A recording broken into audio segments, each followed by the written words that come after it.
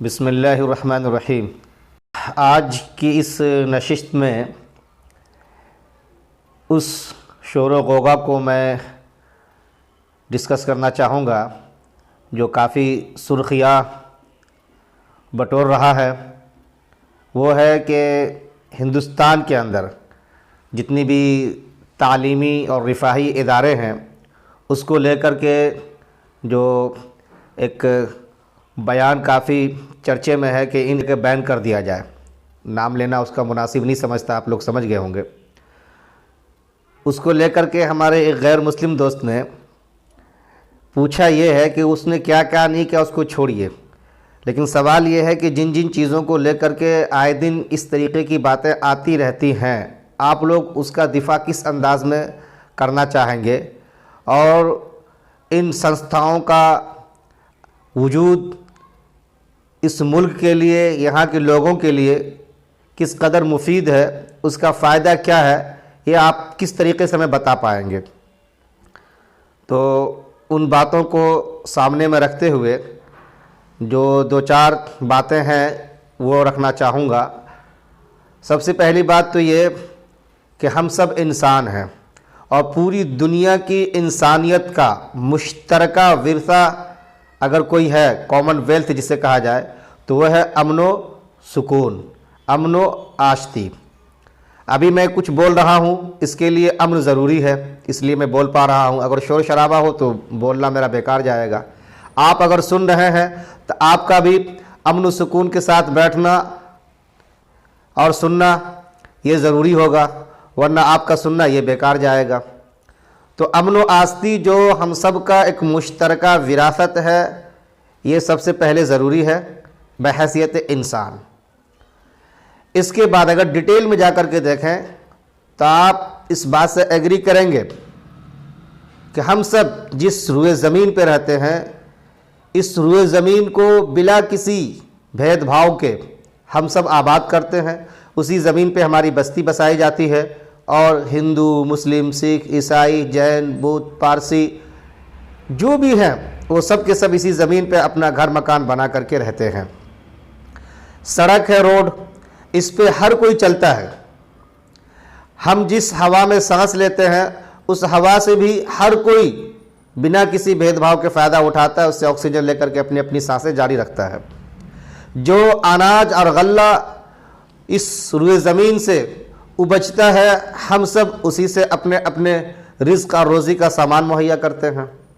यही नहीं बल्कि जो दवाइयाँ बनती हैं बिला किसी भेदभाव के, उन दवाइयों से हम सब फ़ायदा उठाते हैं बीमार पड़ने पर। तो जो कुछ भी मुश्तरका हम सब की विरासत है बहैसियत इंसान, उनको ज़रा डिटेल में जाकर के देखें तो पता ये चलेगा कि अमन व आश्ती के साथ बिना किसी भेदभाव के हम सब उससे फ़ायदा उठाते हैं। इसलिए हम फ़ायदा उठाते हैं क्योंकि हम सब की वो ज़रूरत है, हम सब उसके मोहताज हैं। उसके बग़ैर हमारी ज़िंदगी खलल में, ख़तरे में पड़ सकती है, इसलिए हम सब उससे फ़ायदा उठाते हैं। तो हवा हो, पानी हो, ज़मीन हो, रोशनी हो, अमन व आश्ती हो, ये सारी की सारी चीज़ें मुश्तरका तौर पे बहैसियत इंसान हम इंसानों के लिए लाजमी और ज़रूरी है। एक बात तो ये। दूसरी बात, हम सब जो कुछ भी मिलजुल करके यहाँ पर रहते हैं, मिलजुल करके रहते वक्त में इसका ख्याल ज़रूर रखा जाता है कि इन चीज़ों पे जिसका हमने तज़किरा किया, ज़मीन हो, हवा हो, पानी हो, दवाई हो, अनाज हो, इन्हें बेकार और अनर्थ न जाने दें, इनको ज़ाय न होने दें। इनको ज़ाय होने से बचाना ये हम सब का अपना फ़रीज़ा होता है, क्योंकि सब एक दूसरे से कनेक्टेड है। अगर मैं सोच लूँ इंडिविजुअल तौर पे कि चलो मैं अपना नुकसान कर रहा हूँ, तो ये मेरी महदूद सोच मेरे लिए ही नहीं बल्कि मेरे आसपास वालों के लिए भी नुकसानदेह साबित होगा वो। तो इसको बचाना ये हम सब की जिम्मेदारी है, हम सब की ड्यूटी है। ये दूसरी बात हुई। अब आता हूँ मैं तीसरी बात की तरफ, जो उस सवाल का जवाब हो सकता है। जो ये इदारे काम कर रहे हैं, खैराती इदारे हो, फलाही इदारे हो, तालीमी इदारे हो, एजुकेशनल इंस्टीट्यूशन कह लीजिए आप उसको, या आप उसको जो है फलाही इदारे जिसे कहते हैं, वेलफेयर सोसाइटी, वेलफेयर ट्रस्ट, वो कह लें आप उसको। इनका मकसद क्या है? इन सब का मकसद अगर आप देखेंगे तो यही है कि एक इंसान को बहैसियत इंसान एग्जिस्ट करने का मौका दिया जाए, उसका एक अपना वैल्यू है, उसकी अपनी एक कीमत है, उस कीमत उस वैल्यू के साथ, उस इज़्ज़त व वक़ार के साथ उसको वहाँ पे सर्वाइव करने का मौका दिया जाए। ये इन तमाम चीज़ों का अपना अपना एक कंसर्न है।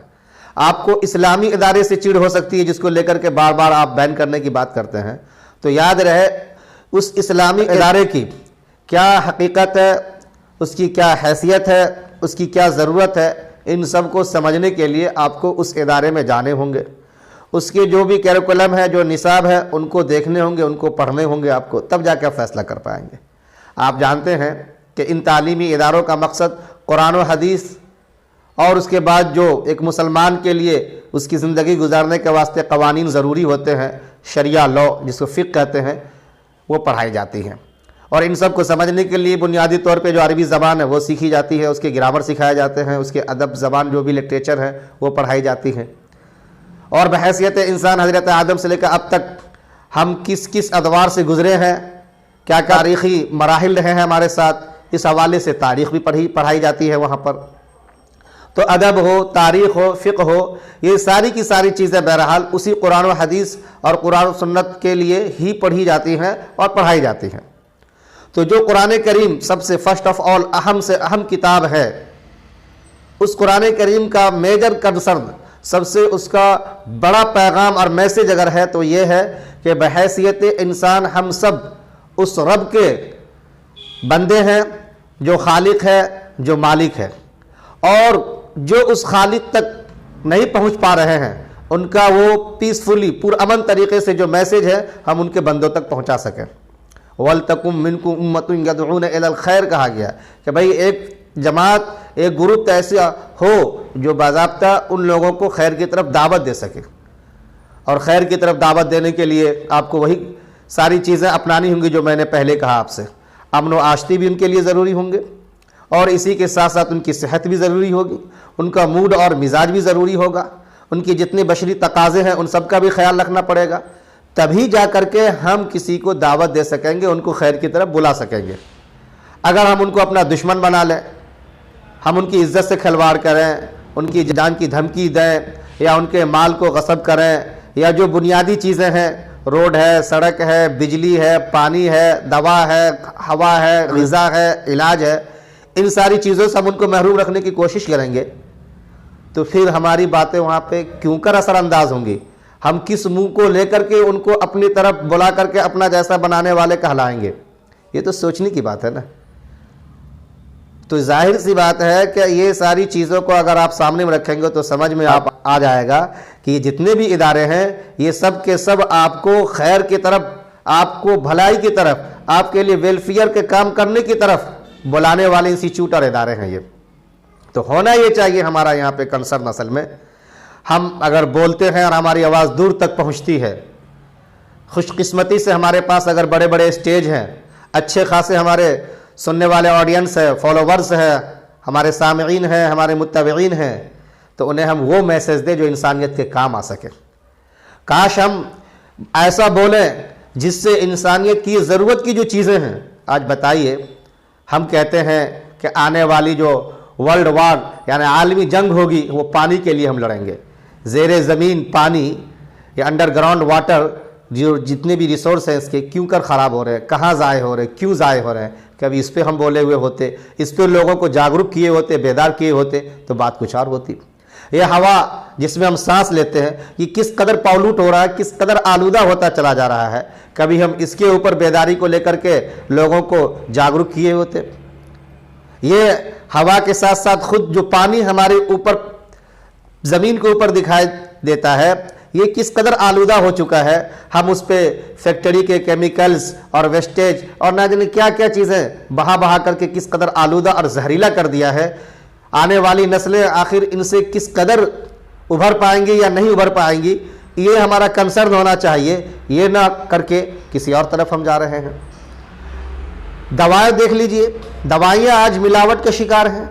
ग़िज़ा में देख लीजिए, दूध हो, डालडा हो, ये सारी चीज़ें मिलावट के शिकार हैं और ये बहैसियत इंसान हमें नुकसान पहुंचा रही हैं, हमारी सेहत को खोखला कर रही हैं, हमारे समाज को, हमारे मुआशरे को जो एक सेहतमंद, तनोमंद, ज़हीन, इंटेलिजेंस और हेल्दी पर्सन या पीपल चाहिए, जो चाइल्ड और बच्चे चाहिए हमें, उन सब को ये चीज़ें खोखला कर रही हैं, इसकी तरफ ध्यान नहीं जाता। हम इन सब चीज़ों को भी अपना मेजर कंसर्न नहीं बताते और न कभी इन सब चीज़ों को हम अवामी प्लेटफॉर्म से ले जाते हैं तो क्या सिर्फ घृणा और नफरत की बातें। और बताइए घृणा नफरत की बातों से क्या होने वाला है, सवाए इसके कि जो घृणा और नफरत करता है वो खुद हसद की आग में जल जल करके अपना नुकसान कर रहा होता है। ये एक बाज़ाब्ता आज की तहकीक और आज की रिसर्च का मैटर है, मौजू है। आप इसमें जाके देख सकते हैं कि घृणा करने वाले या नफरत की बातें करने वाले किसका नुकसान करते हैं वो। तो पहली चीज़ जो मैं ये कहना चाहूँगा वह ये कि ये जितने भी इदारे हैं ये सब खैर की तरफ बुलाने वाले इदारे हैं। ये कभी आपके लिए नुकसान की बात या आपकी क्षति की बात या आपको हार्मफुल कर सके इस तरह की बातें करने वाले नहीं आपको दिखाई देंगे। हाँ, अगर कोई अपने मफाद के खातिर वो इस इंस्टीट्यूट का यूज़ करे, इस्लाम मजहब का नाम लेकर के आपको करे अपने मफाद के खातिर, अपना मफाद वो पॉलिटिकल हो सकता है, उनका सियासी फ़ायदा हो सकता है, वो उनका कोई पर्सनल ज़ाती फ़ायदा हो सकता है, उनका कोई इदारा जाती इंस्टीट्यूशनल फ़ायदा हो सकता है, तो एक अलग चीज़ है। वो एक इंडिविजुअल बहरहाल एक फैक्ट होगा, हम इससे इनकार नहीं करते, वी कांट डिनाई, हम इसका इनकार कर भी नहीं सकते हैं। लेकिन इन छोटी छोटी बातों को लेकर के एक मेजर कंसर्न बना देना, एक जुजियात को लेकर कुल्लियात बना देना कि ये इदारे ऐसे हैं, इस इदारे के चलाने वाले ऐसे हैं, इससे वाबस्ता लोग ऐसे हैं, इस्लाम धर्म ऐसा है, इस्लाम धर्म के मानने वाले मुसलमान ऐसे हैं।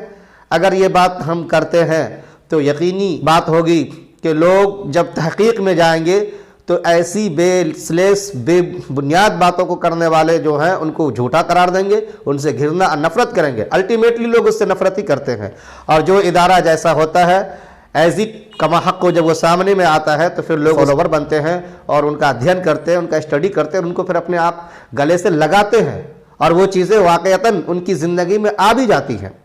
तो सबसे पहली बात मैं अपने उस दोस्त से भी कहना चाहूँगा कि आप इन इदारों को एक इंसानियत के लिए, मानवता के लिए आप खैर का ज़रिया इसको माने, आप इसको एक बूस्ट अप इंस्टीट्यूट माने कि इंसान को भलाई की तरफ लाते हैं, इंसान को अच्छाई की तरफ लाते हैं।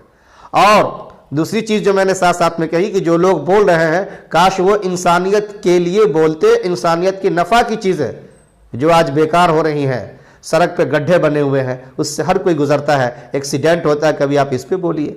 हवा पॉल्यूट है, आपके पानी ये आपके ज़ाय हो रहे हैं, इस पर जंगे अजीम की बातें की जाती है, कभी आप उस पर बोलिए।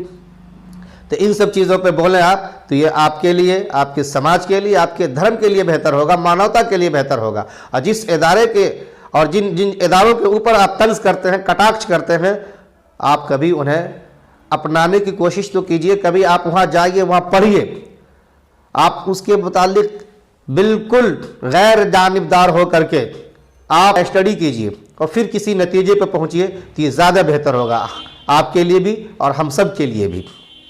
और आखिरी बात जो मैं कहना चाहूँगा वो ये कि इस देश की जो अपनी तहजीब है, इसकी जो सांस्कृतिक है वो ये है कि यहाँ पर जो भी मेहमान होता है, आप अतिथि देवो भव कहते हैं कि भाई मेहमान तो भगवान का रूप होता है। तो आप किसी को ये कहें कि ये ऐसे हैं वैसे हैं, यहाँ से आए वहाँ से आए, तो तारीख़ में जब बहस होती है तो फिर पता चलता है कि सब आने वाले ही हैं और जो आने वाले उसको ये धरती छोड़ के जाना भी है। मौत और हयात का फ़लसफ़ा यही है। और कौमियत के नाते अगर आप कहते हैं कि बाहर से आए हैं तो ये आपके मेहमान हैं, आपको मेहमान के साथ किस तरह का सलूक करना चाहिए, चाहे जाए कि आप भी आने ही वाले हैं बाहर से ही। फ़र्क इतना है कि कोई पहले आया है, कोई बाद में आया है, तो आने वालों के साथ कैसा सलूक करना चाहिए कभी आप अपनी सांस्कृतिक और अपनी इस तहजीब के हवाले से देखने की कोशिश कीजिए। और जो मैंने बात कही आपको आखिर में ये भी कह दूं कि अगर इंडिविजुअल कोई फ़र्द अगर कुछ गलती करता है तो वो उस फ़र्द की अपनी जिम्मेदारी होगी, न कि उस धर्म की जिम्मेदारी बन जाएगी जिस धर्म को वो अपनाता है। हमारा आप देखते हैं आए दिन गाड़ी चला रहे हैं, गाड़ी एक्सीडेंट कर जाती है तो हम और आप चलाने वाले ड्राइवर को जिम्मेदार ठहराते हैं, उस गाड़ी को, उस गाड़ी के कंपनी को या उसके कंपनी चलाने वाले मालिक को हम कभी ब्लेम नहीं करते, कभी उसे कसूरवार नहीं ठहराते। क्यों? इसलिए कि हम जानते हैं कि इस चलाने वाले की अपनी जिम्मेदारी, इसी तरीके से अगर कोई किसी मज़हब को अपनाता है, फॉलो करता है और फिर वो कुछ गड़बड़ करता है, कुछ गलतियां करता है, तो ये उसकी अपनी जिम्मेदारी होगी, न कि उसकी उस मज़हब की जिम्मेदारी होगी जिस मज़हब को वो फॉलो कर रहा है। बस इन्हीं बातों पे मैं अपनी इन बातों को ख़त्म करना चाहूँगा और अपने उस दोस्त से फिर ये कहना चाहूँगा कि आप बहरहाल ये देखें कि ये इदारे खैर का काम कर रहे हैं या शर का काम कर रहे हैं, उसके बाद कोई फ़ैसला करने की कोशिश करें या किसी फ़ैसले तक पहुँचे आप। और दूसरी चीज़ यही कि जो काम असल इंसानियत का होना चाहिए, जो मेजर कंसर्न हमारा बनना चाहिए, उसको बनाने की हर हाल में हम कोशिश करें। उससे नज़रअंदाज हो करके अगर हमने काम किया तो फिर होगा यही कि हम बीमारी का इलाज ढूंढते तो रह जाएंगे लेकिन कभी इलाज कर नहीं पाएंगे, क्योंकि बीमारी उंगली में होगी और जाकर के इलाज हम सर का कर रहे होंगे। जाहिर सी बात है, सर की तरफ बीमारी को ढूंढते रह जाएंगे और यहाँ पे इस उंगली में लगी बीमारी पूरे बदन में कैंसर फैला देगी। तो आप जो जो चीज़ें कैंसर समाज के लिए बनी हुई है, आज लड़कियों के साथ क्या कुछ हो रहा है, जहेज के मैटर को लेकर देख लीजिए या किसी और मैटर को देख लीजिए, वो इंसानियत के नाते कितना ज़रूरी है, आप उस पर फोकस करें, उस पर तवज्जो दें। और बाकी और भी जितनी रिसोर्सेज हमने बात की हैं इंसान के वास्ते, उनके ऊपर आप फोकस करें, उन पर तवज्जो दें, तो मेरे ख्याल से ये बहुत बड़ा काम आपका होगा और आपको दुनिया और तारीख़ आपके मरने के बाद भी याद रखेगी। हर कोई जाने के बाद अपनी अच्छाइयाँ ही छोड़ जाता है या फिर अपनी बुराइयाँ छोड़ जाता है और उसी के लिहाज से आने वाली नस्लें उनको याद करती हैं। शुक्रिया, जज़ाकल्लाह खैरा। इन बातों से जो लोग इत्तिफाक रखते हैं, जो इंसानियत के भला के लिए कुछ काम करना चाहते हैं, खैर का काम करना चाहते हैं, उन्हें चाहिए कि इन बातों को वो आम भी करें और पूरी संजीदगी के साथ, पूरी इखलास के साथ, बिला किसी की तरफदारी किए हुए, बिला किसी से मरूब हुए, आपका जो खैर का काम है, खैर का पैगाम है, उसको पहुँचाने की पूरी कोशिश करनी होगी और करनी चाहिए। जज़ाकल्लाह खैरा, शुक्रन जज़ील।